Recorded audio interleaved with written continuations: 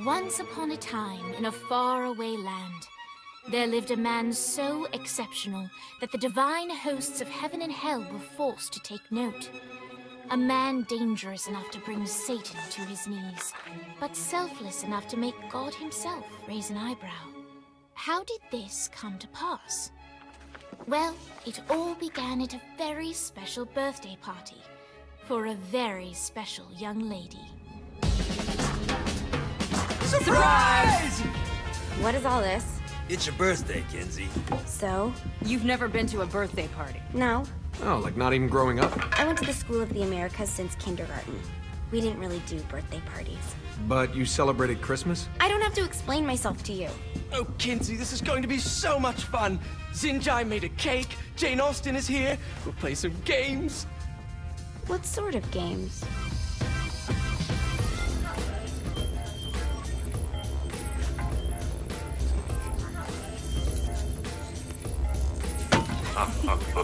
So you celebrate birthdays by trafficking with spirits? It's spooky and fun. It's a bunch of letters. It's tradition.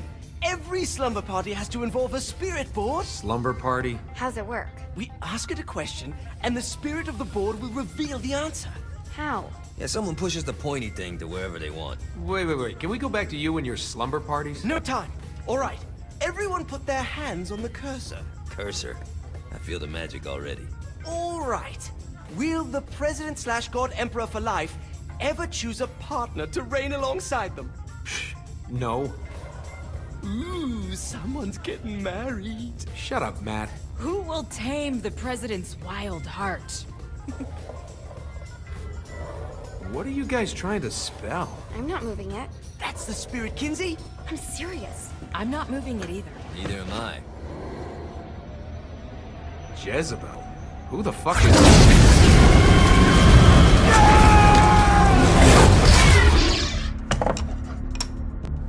Is that not normal?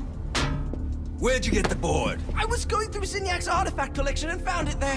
Who did it belong to? Alistair Crowley? Christ. Guys? I think it's laughing at us. Fuck this. I think you're a smart enough piece of wood to see where this is going. Now, you ready to cooperate?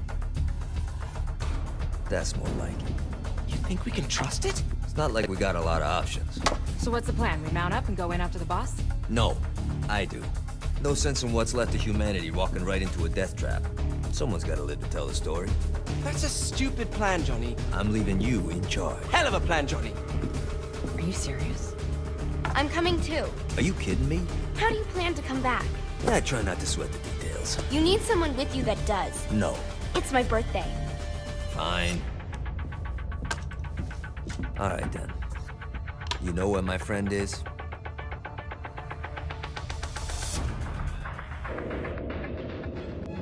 True to its word, the spirit board opened up another portal and sent Johnny and Kinsey screaming into hell.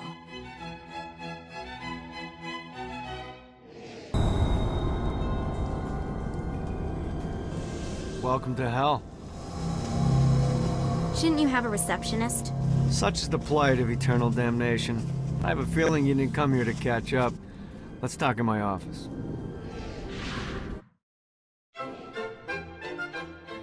Not even death could stop the enterprising Vogel, who wasted no time in setting up an Altor branch in the bowels of hell. Dane was eager to fill Johnny in on the ever-shifting politics of land rights in the underworld. But real estate mattered little to Johnny, who only cared where his friend was.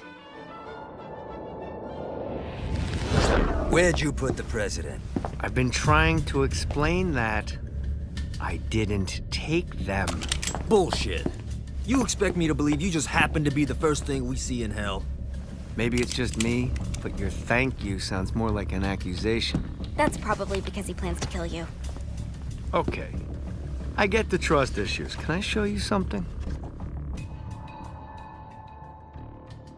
The pieces all came together. The president had caused more chaos and destruction than any other in human history. It was only natural that Satan would want them to marry his daughter. They needed a plan, And Johnny had one. I'm gonna shoot the devil in the face. I think you might be skipping some details. No, I said in the face. I like the commitment, but you gotta find a way to get close enough to him in the first place. When's the wedding? I'll just show up. And then you'll shoot him in the face. Sorry, but it's a little more complicated than that. These things are tied to the soul. You won't be able to enter without one. So how do we get one? You get his attention. I know some places that are of particular value to the father of the bride. You hit those, you'll get your shot. Wait, why would Satan give out an invitation for destroying his stuff? Oh, he won't, but it should piss him off enough to get him to attack Johnny personally.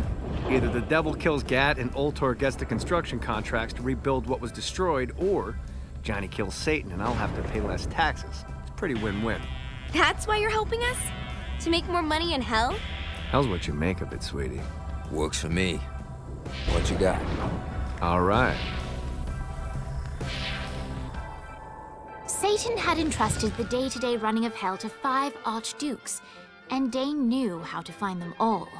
But beyond that, not everyone in Hell was content to go along with Satan's status quo. There were others who shared Dane's ambition for power, and the Ultor mogul knew that the key to unseating Satan lay in gaining their aid. But before Johnny set out to wage war against the Prince of Darkness, Dane had one final gift.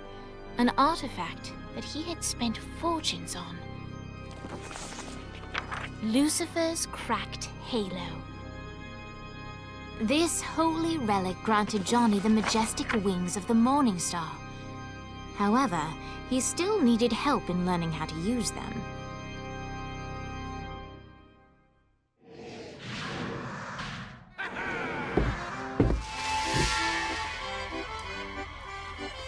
Abandoned ship!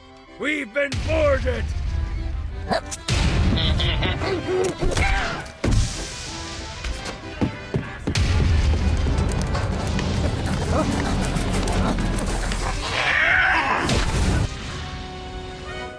Zinyak's destruction of Earth had a profound impact on the afterlife.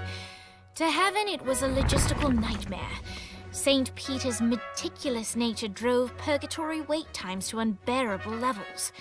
Meanwhile, in Hell, where souls in pain were used as currency, it created a new era of prosperity for the wickedly enterprising. This economic boon resulted in the coffers of Hell to be overflowing, which in turn piqued the interest of the most notorious man that sailed the 7 seas. Long had Blackbeard been a thorn in Satan's side, robbing tax collectors on a semi-regular basis. But the promise of an immeasurable fortune drove him to be even bolder. An arrangement was reached. Blackbeard would provide information on strategic targets in exchange for a share of the profit. Johnny, who was interested in murder, not money, happily agreed.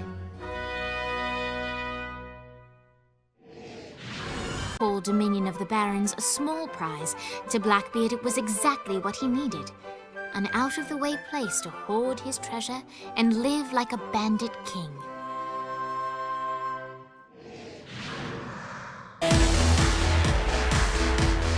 Lights up. William Shakespeare, humanity's greatest playwright, and Hell's most diabolical purveyor of entertainment, looks on as a brave mortal on an Orphean quest enters. The bard's interest is piqued, and he looks to test his visitor's mettle.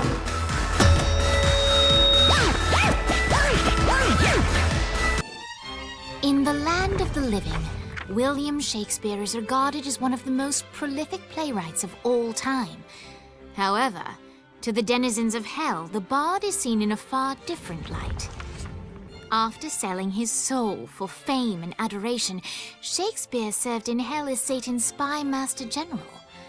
In doing his duty, Shakespeare would punish the souls he was investigating by forcing them to perform in grotesque passion plays for Satan's amusement.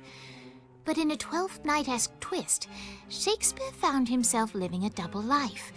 While he projected an image of cruelty, his heart was as soft as Jezebel's.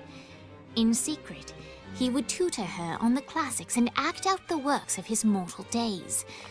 When Satan found out, he cast Shakespeare out of the palace, believing that the poet would be tormented by the populace of hell, far out of Jezebel's sight. But Satan had not counted on the bard's cunning. Embracing his persona of master torturer, Shakespeare and his followers, the tragedies, took root in the entertainment district, biding their time for revenge.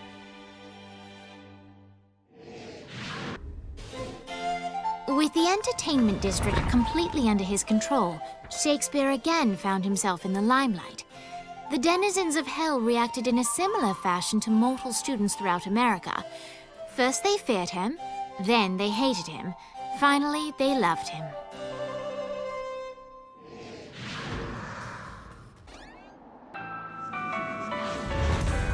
The wheels of the bus go round and round, round and round, round and round. The wheels of the bus go round and round all day long. The horn on the bus goes beep, beep, beep, beep, beep, beep, beep, beep, beep. Johnny led Vlad back to his castle, which since his incarceration became a haven for frat parties and squatters. But the systematic impaling of trespassers would have to wait. Vlad was a man of his word, and was eager to provide intel that could aid in hobbling Satan's armies.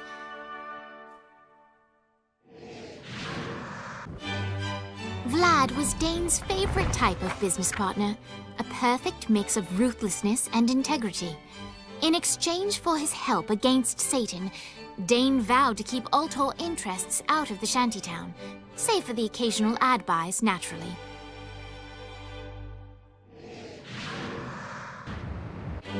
After being reunited in hell, Kiki and Viola wasted no time in doing what they do best: facilitate the running of businesses.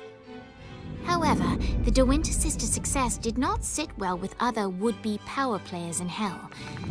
The sisters' operations all came under attack at once, forcing them on the run. Soon, the twins found themselves on the receiving end of an offer they couldn't refuse. After all, it was better to own 1/5 of something than to be dead.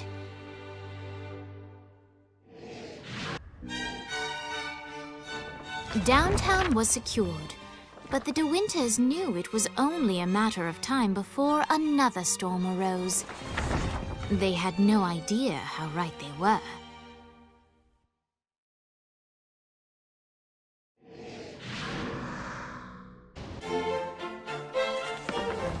Despite what he told Johnny upon their first meeting in hell, Dane had other motivations for standing against the Prince of Darkness. Upon first arriving in hell, Dane approached Satan with an open hand. However, no matter how much Dane tried to build a working relationship, the devil only begrudgingly extended the lightest of professional courtesy. Dane had no issue working with people, but being treated as a pawn, not as a partner, was beneath him. He was insulted, and for that, Dane would see Satan brought low, and he knew exactly how to do it.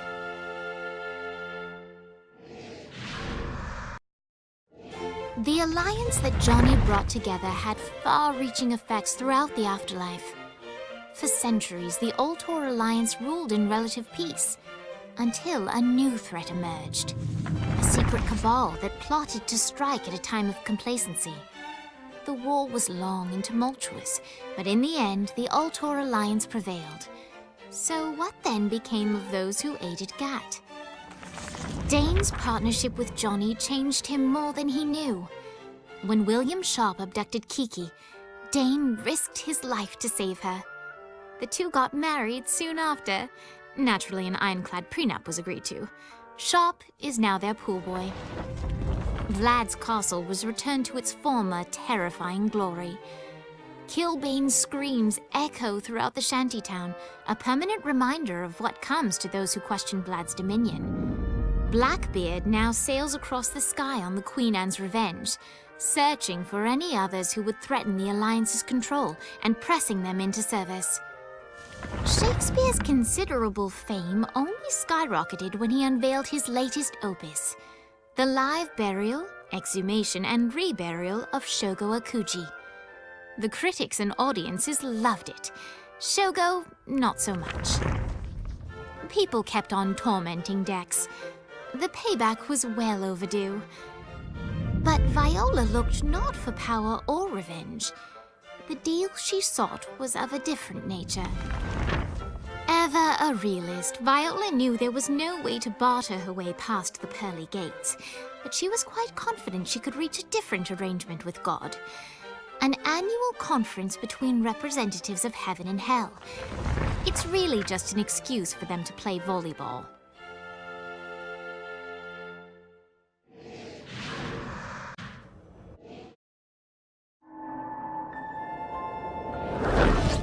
Satan didn't have much time to react to the war Gat was waging, because at home, Jezebel was waging a war of her own. I don't love them! You think I care? If you started acting like a father, you would. I'm looking after your best interest. You don't care about my happiness! This is about you! If you just stop telling— You will marry that saint, and I won't hear another word! I won't do it! You think because you're my daughter, you think that you're above it all. But schemes are currently in motion.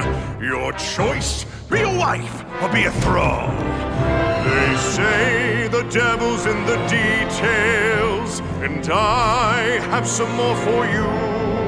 Celestial light doesn't shine a ray here. Happy endings are through. You belong to me. I'm giving you away. Your blood will not save you. My hand will be cruel if you disobey. You belong to me.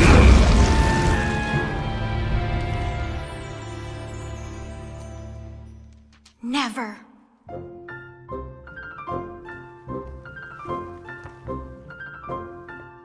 I'm sick of perdition, so tired of tradition, but now my time has come to go break away, to live for today, to stand out beneath the sun. I know there has to be some way for me to be free, just living a life that's far from the strife and torturous pain, someplace that's far from here and not awash with fear. Oh God, I can't wait to cast off this hate. I want to find love.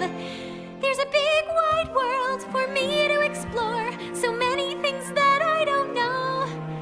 Like, would I like ice cream? How do I feel about cats? And is Nightblade my new favorite show?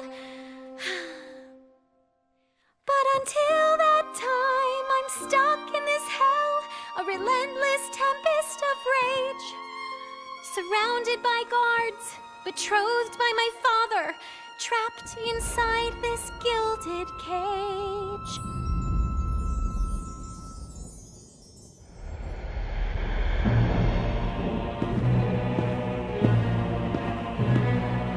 It's not working, Kinsey. You don't know that, Johnny. Tearing this place apart, but Satan doesn't even seem to... We didn't come this far to fail. You think I'm giving up? We have one less place to go. What if it doesn't work? The bus is counting on us. You think I don't know? How do I burn down a city that's baptized in fire? How do I kill off an army that's dead? Time's slipping away now, and the best plan we've got is just put one inside Satan's head. If roles were reversed, God, I know they'd save me, but all my solutions involve murder sprees. You have to stay the course and kill without remorse. Yeah, that sounds fun, but what has that done? We're still where we stand. The day isn't over yet. Our sun's not begun to set. No matter how small, the wings of a fly can create hurricanes.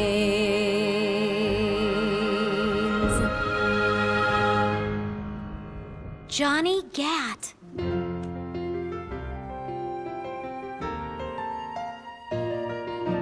Hope. I feel hope. For the first time I've ever in my the name that cuts through my father like a knife. The seed of rebellion, it grows like a weed, and someone so violent is just what I need. There's no turning back now, the die has been cast. This sinner has found her saint, I'll be free at last. The people, the music, it waits up above. I know I'll be happy when I find love. I know I'll be happy when I find love.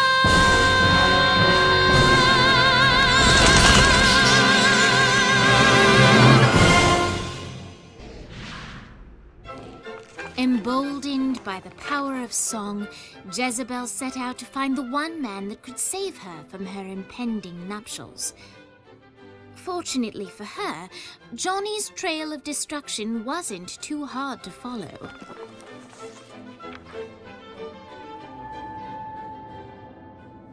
One night with any lover, but you have to punch a panda. Do you do it? Ooh, good question. Mr. Gat? Who are you? Well, I'm We're not doing that again. Oh, okay. I'm Jezebel. Good to know. What are you doing? Threatening you. You're not marrying the president. I don't want to marry the president. Wow, that was easier than I thought. My dad's making me do it. What now? Now I'm holding you hostage. You don't need to do this. Yeah, that's what hostages always say. No, like, you really don't need to do this. I'm here to help you. Yeah, but I already have the gun drawn, so, Are you kidding me? maybe. Not sure yet, I'm kinda winging it. Can you wing it without the gun? It's a comfort thing. Not for me. What do you want? For you to put the gun down. Get used to disappointment. You sound like my father. What? He's always telling me that life is about misery, not happiness. That dreams only exist to make people forget about their own mediocrity. Man, that's depressing. Being the devil's daughter sucks. What do you want? I want to punch my dad in the face. We're gonna get along just fine. Of course, Jezebel was speaking metaphorically, but Johnny didn't notice. Jezebel was eager to help Johnny in any way she could, and vowed to find a way to sneak him into the palace. Johnny frowned at the seemingly arbitrary amount of time required for Jezebel to find a way to sneak him in. But he accepted the fact that without traditional missions, this was the best way to further the story.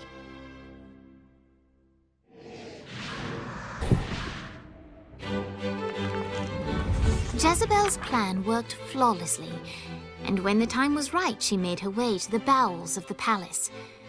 But while she successfully managed to breach the castle walls to let Johnny in, she did not go unnoticed. Put that toy down, Mr. Gat. And why would I do that? Oh, because if you don't, I'll break Jezebel's beautiful neck. She's your daughter. I'll say something kind at her funeral. Drop it. I knew it. It's you. It's always been you. What you talking about? You love her. I really don't. You love her! Ah, Johnny, my boy! I misjudged you. You've shown loyalty by walking into hell. You've shown cunning by robbing me. You've shown brutality by killing my generals. And now you're willing to sacrifice yourself for my daughter. You're the man who should be my son. Defiant to the end. Now listen, boy. You've proven your spirit, but don't presume to push me further. Let him go. Not now, Jesse. The men are talking. Dad, let him go. Look how you inspire her. She wants to kill me. You bring out the best in her. I'll offer you a deal, Mr. Gat. Marry my daughter, and I'll allow your companion to leave with the President's soul. It's your choice. You know where to find me. The president's soul was within Johnny's grasp. All he had to do was marry Satan's daughter.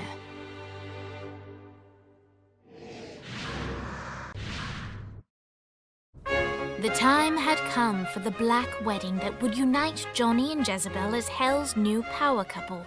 The tabloids were already calling them Johnny Bell, but Johnny had something different in mind.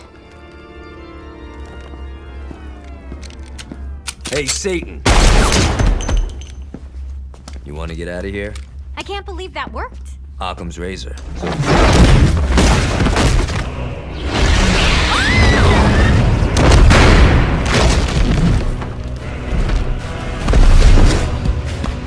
Playtime is over, Mr. Gat. Save them if you can. I love weddings.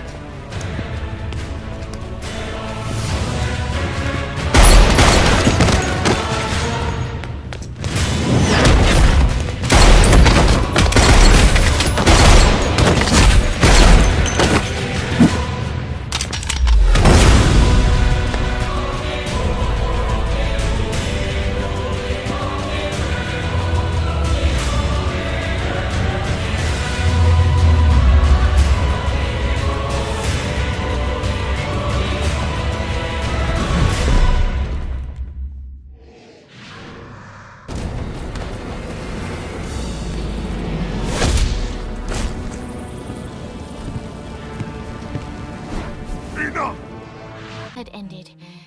Satan could no longer suffer the indignity of being beaten by a mortal and disobeyed by his daughter, and so he banished them from perdition. But still, all was not well. That was a direct order from your captain! You're worse than Pierce! Trivia night is sacred! You don't get to quit just because you know fuck all about pop culture. Who knows the name of the Nightblade episode where they introduced Nightbladette? It was called The Meaning of Reconciliation and it was directed by Kim Stein. I can't believe Asha sleeps with you. I can't believe you don't. Boss, are you okay? Yeah, I'm fine. What is this place? Whoa, whoa, whoa, whoa, who the fuck is that? Her name's Jezebel. She's the devil's daughter. Pierce is gonna have a heart attack. Nah, she likes to sing. Pierce will dig her. I don't think... Can you rock the narrator from Joseph? Yeah? She'll be fine. Guys, where's Johnny? Our hero had not yet returned to the mortal coil, for he was waylaid by none other than God himself.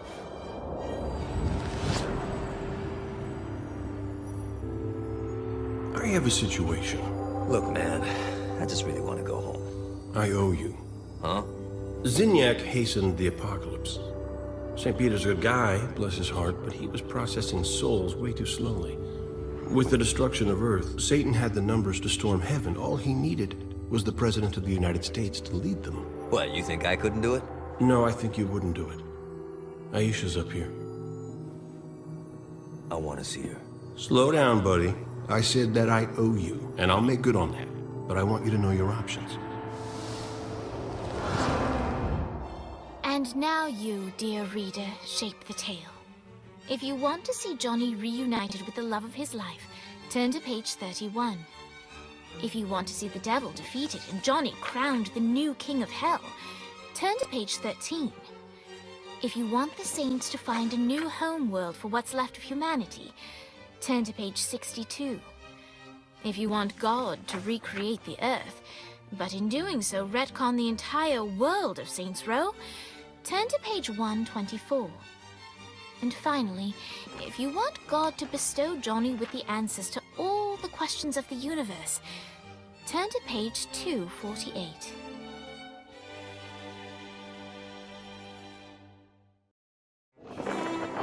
Johnny realized that this was his one chance to make it into heaven. He had to take it.